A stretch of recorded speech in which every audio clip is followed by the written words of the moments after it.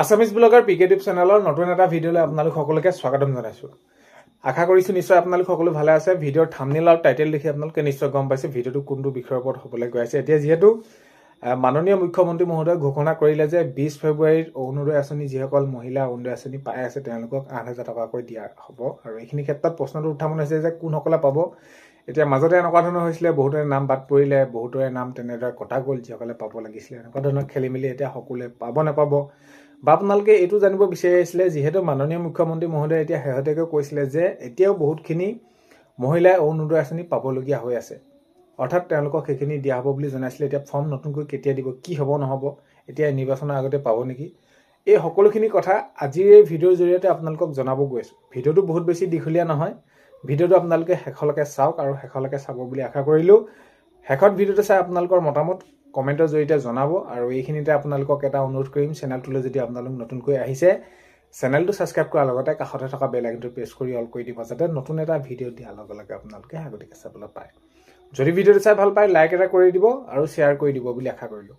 এতিয়া আমি এই যে 8,000 টকা কোনসকলে পাব তাৰ সেইখিনি আমি আলোচনা কৰাৰ আগতে এই যে নতুনকৈ আপোনালোকক ফৰ্ম দিব বা মাননীয় মুখ্যমন্ত্ৰী মহোদয়ে যে কৈছে এতিয়াও বহুতখিনি মহিলাই তেনেদৰে অৰুণোদয় আঁচনি পাবলগীয়া হৈ আছে। যিহেতু এতিয়া মাননীয় মুখ্যমন্ত্ৰী মহোদয়ে এই যি মুখ্যমন্ত্ৰী মহিলা উদ্যমিতা আঁচনি চেক বিতৰণ এই কাৰ্যসূচীত পোনপটীয়াকৈ অংশগ্ৰহণ কৰি আছে তেওঁ। তো তাতে সেইখিনি কথা উল্লেখ কৰিছে যে অৰুণোদয় আঁচনি আপোনালোকে পাইছে নাই পোৱা, আপোনালোকে হাত ডাঙৰ কেনেকুৱা ধৰণে ইত্যাদি ইত্যাদি। তেতিয়া তেনেদৰে যিসকল মহিলাই নাই পোৱা সেইখিনি ক্ষেত্ৰত তেওঁক জনাইছে, আৰু সেইখিনি তেনেদৰে জনোৱাৰ পাছত মাননীয় মুখ্যমন্ত্ৰী মহোদয়ে জনাইছে যে যিসকলে পোৱা নাই অতি সোনকালে তেওঁলোকক দিয়া হ'ব। কিন্তু এতিয়া প্ৰশ্নটো হ'ল যে কেতিয়ালৈ দিব, এতিয়াই দিব নেকি নিৰ্বাচনৰ আগত। তো এইখিনি ক্ষেত্ৰত মাননীয় মুখ্যমন্ত্ৰী মহোদয়ে যিহেতু তেনেদৰে সেইখিনি মন্তব্য ৰখা নাই। কথাটো হ'ল কি, আপোনালোকে এই যি অৰুণোদয় আঁচনিৰ নতুন ফৰ্ম এতিয়া নিৰ্বাচনৰ আগত পোৱাৰ কোনো ধৰণৰ সম্ভাৱনা নাই। কাৰণ কেলে এইখিনি এটা নিৰ্বাচন ওচৰ চাপিলে নিৰ্বাচনৰ তেনেদৰে তাৰিখ ঘোষণা কৰিব, অধিসূচনা হ'ব। এইখিনি ক্ষেত্ৰত কোনো ধৰণৰ ফৰ্ম দিয়া আপোনালোকৰ বাবে সম্ভৱ নহয়। তো নিৰ্বাচনৰ পিছৰ পৰ্যায়ৰ পৰা যিসকল মহিলাই পাবলৈ আছে এতিয়া ফৰ্ম পাবলগীয়া, তেওঁলোকে অৰুণোদয় আঁচনিখনৰ যিটো গাইডলাইন আছে গাইডলাইন অনুসৰি পাবলগীয়া এতিয়াও পোৱা নাই, তেওঁলোকক সেই নিৰ্বাচনৰ পিছৰ পৰ্যায়ৰ পৰা তেনেদৰে ক্ৰমান্বয়ে তেওঁলোকে পাব।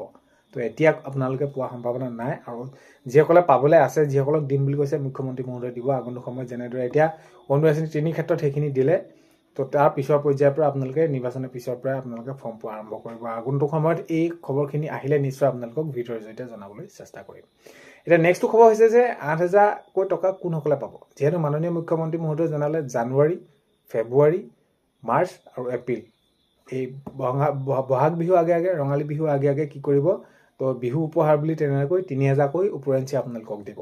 তো এই 4 মাহত আপোনালোকে 1250কৈ 5,000 টকা হয়। তো 5,000 টকা আপোনালোকে সেইখিনি হয়, তাৰ ওপৰেঞ্চি আপোনালোকক মাননীয় মুখ্যমন্ত্ৰী মহোদয়ে 3,000 টকা দিব। অৰ্থাৎ আপোনালোকে 20 ফেব্ৰুৱাৰীৰ দিনা DBTৰ জৰিয়তে যেনেদৰে আপোনালোকে অৰুণোদয় আঁচনি সোমাইছিলে, ঠিক তেনেদৰে 8,000 টকা একাউণ্টত সোমাব বুলি মুখ্যমন্ত্ৰী মহোদয়ে সেইখিনি জানিবলৈ দিছে বা আপোনালোকে সেইখিনি গম পাইছে। এতিয়া কথাটো হ'ল যে কোনসকলে পাব।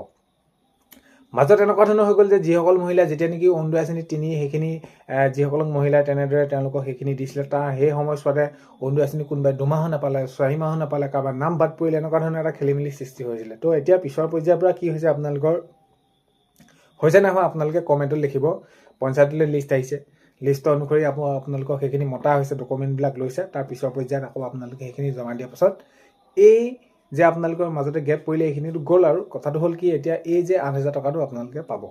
তো যিহেতু আপোনালোকৰ পঞ্চায়তৰ ফালৰ পৰা যদি লিষ্ট আহিছে, যদি আপোনালোকক আকৌ সেইখিনি মাতিছে, ডকুমেণ্ট আপোনালোকে যদি জমা দিছে, তেনেহ'লে আপোনালোকে যিসকলে জমা দিছে সকলোৱে পাব। আৰু এইখিনি ক্ষেত্ৰত মুখ্যমন্ত্ৰী মহোদয়ে এটাই কৈছে যে যদি কাৰোবাৰ ঘৰত চাকৰি আছে তেওঁলোকে অৰুণোদয় আঁচনি তেওঁলোকৰ অৰুণোদয় আঁচনিৰ পৰা নাম বাদ পৰিব, বা ব্যৱসায়ভাৱে কোনোবা যদি তেনেদৰে আগবাঢ়ি গৈছে, তো তেওঁলোকৰ সেইখিনি অৰুণোদয় আঁচনিৰ পৰা নাম বাদ পৰিব। বাকী যদি আপোনালোকৰ কিবা কাৰণত তেনেকুৱা এটা মাজতে খেলি মেলি হৈছিলে, পাছৰ পৰ্যায়ত যদি আপোনালোকৰ লিষ্ট আহিছে আপোনালোকে পঞ্চায়তৰ ফালৰ পৰা, তেনেদৰে আপোনালোকে যদি প্ৰপত্ৰ দি পিনে আকৌ সেইখিনি ডকুমেণ্ট দি পিনে আকৌ আপোনালোকে জমা দিছে, তেনেহ'লে আগন্তুক এই যি ফেব্ৰুৱাৰী 20 তাৰিখে দিয়া কথা কৈছে 8,000 টকা আপোনালোকে সেইখিনি পাব। অৰ্থাৎ সকলোৱে পাব। ইয়াত কোনো ধৰণৰ আপোনালোকে ইয়াতে মাজতে আপোনালোকৰ নোপোৱা হৈ নাযায়। কাৰণ কেলৈ যিসকলে পাবলগীয়া তেওঁলোককে আঁচনিখনৰ জৰিয়তে তেনেদৰে সাঙুলি লৈছে, আৰু যদি তেওঁলোকে নাপায় কেনেদৰে হ'ব। এতিয়া বহুতো মাজতে এনেকুৱা ধৰণৰ হৈছিলে, দুখীয়া দৰিদ্ৰ সীমাৰেখাৰ তলৰ পৰিয়ালৰ মহিলা, বিধৱা মহিলা, বিয়া নোহোৱা অবিবাহিত মহিলা, বিশেষভাৱে সক্ষম, তেনেদৰে বহুতো লোককে এইখিনি কি কৰিছিলে, অৰুণোদয় আঁচনিৰ পৰা বঞ্চিত কৰিছিলে। তো মাজত এইখিনি আপোনালোকৰ আকৌ এতিয়া প্ৰকাশ পাইছে। প্ৰকাশ মানে কি, আপোনালোকৰ লিষ্টত তেনেদৰে যদি আপোনালোকক মাতিছে, তেনেহ'লে আগন্তুক আপোনালোকে এই 8,000 টকাটো পাবলৈ সক্ষম হ'ব। সো এইখিনি আপোনালোকক খবৰ জনালোঁ ভিডিঅ'টো আপোনালোকে শেষলৈকে চাই থকাৰ বাবে বহুতেই বেছি ধন্যবাদ ভিডিঅ'ৰ আপোনালোকক প্ৰথমতে কোৱাৰ দৰে চেনেলটোৰে যদি আপোনালোক নতুনকৈ আহিছে ছাবস্ক্ৰাইব কৰাৰ লগতে কাষতে থকা বেল আইকনটো প্ৰেছ কৰি অল কৰি থ'ব যাতে নতুন এটা ভিডিঅ' দিয়াৰ লগে লগে আপোনালোকে আগতীয়াকৈ চাবলৈ পায় অন্য এটা ভিডিঅ'তে লগ পোৱাৰ আশাৰে আজিলৈ বাই